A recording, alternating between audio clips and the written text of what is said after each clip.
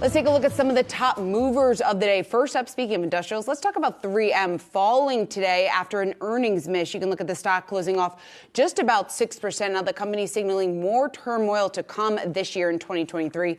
3M also announcing that it plans to cut 2,500 manufacturing jobs.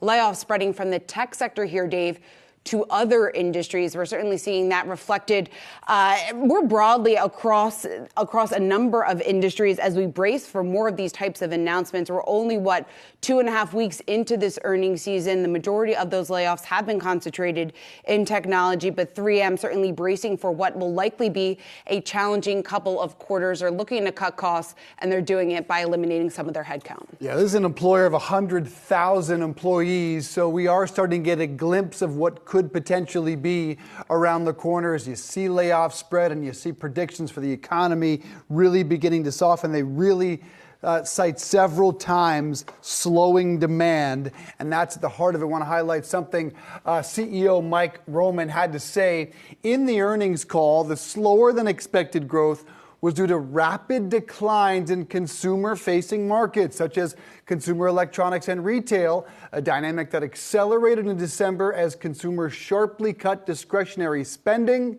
and retailers adjusted inventory levels. We also saw a significant slowing in China due to COVID-related disruptions. So yes, on the tail end, you do have some good news coming around the corner as China begins to reopen. But look, ultimately, the big picture takeaway is that slowing demand, consumer-facing side of 3M shows what we're going to be enduring in the first half of 2023, a slowing economy, whether we like it or not. Yeah, certainly it is a slowing economy. We know that when you take a look at 3M, oftentimes it's a bellwether for this sector, which is why we're placing so much emphasis on this report, because it could signal some of those weakening conditions more broadly for the industrial sector. When you take a look at some of their numbers, their outlook there, that disappointed. 3M expecting sales to decline 2 to 6%. Now, in terms of what the company will do going forward, they do have the capacity for deals, but they likely will be conservative in this environment, in the economy, which is clearly very challenging right now. In terms of the street's reaction to this report, Vital Knowledge was out saying that there's nothing positive in this report, in this guide, other than, quote, expectations were already very low. Most of the weakness seems to be confined to that consumer business that you were just talking about. So I guess if we're looking for a positive spin on this, yes, the consumer side of their business, obviously very weak right now, not necessarily the case for 3M at large. Looking pretty hard for some positive news. Revenue growth of 0.4% on 1 to 3% expectations. While 3M is cutting staffers, other sectors are still struggling to find workers. Union Pacific CEO Lance Fritz spoke with Yahoo Finance following his company's earnings report earlier today and discussed the state of employment at Union Pacific. You can see shares falling more than 3% on their earnings report. Here is their CEO earlier today. The hiring picture was very difficult through last year, and specifically in areas where we operate in a rural environment where the workforce is small and the unemployment rate are very low.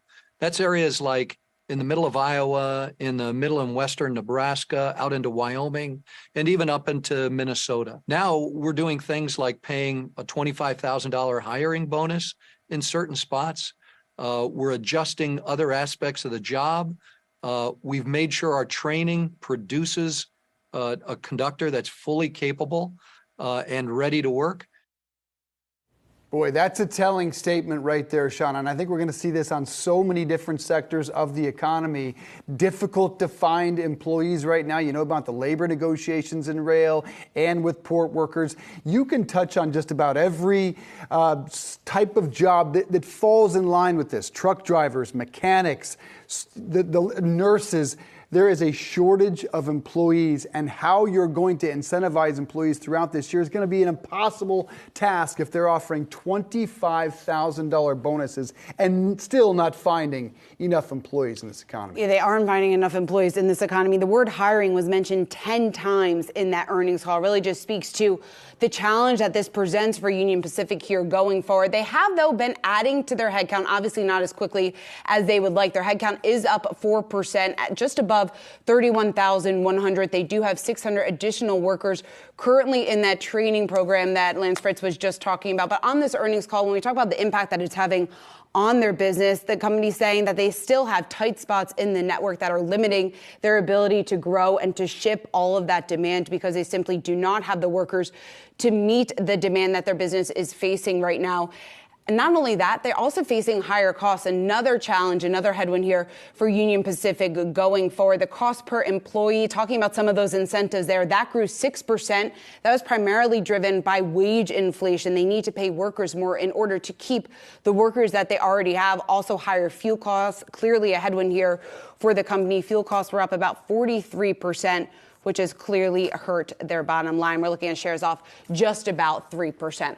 Also want to quickly take a look at Verizon, also out with earnings today, boasting an increased subscriber base and boosted revenue, but guidance for the 2023 fiscal year came in lower than what the street was expecting. Verizon guiding for earnings per share in the range of $4.50 to $4.85. The street have been looking for $4.96 there, so below what the street was looking for, yet shares moving to the upside today. I think that subscriber number better than expected. 217,000 new wireless subscribers were added during the fourth quarter. That beat the street's estimates, but clearly when you stack that against some of its competitors out there, T-Mobile and their prelim number adds, Dave, they said that they added over 900,000. AT&T expected to add over 600,000. So you can clearly see Verizon there losing some of its market share to its biggest competitors. The CEO saying current levels of sales and discounts being offered across the industry unsustainable, adding that 5G story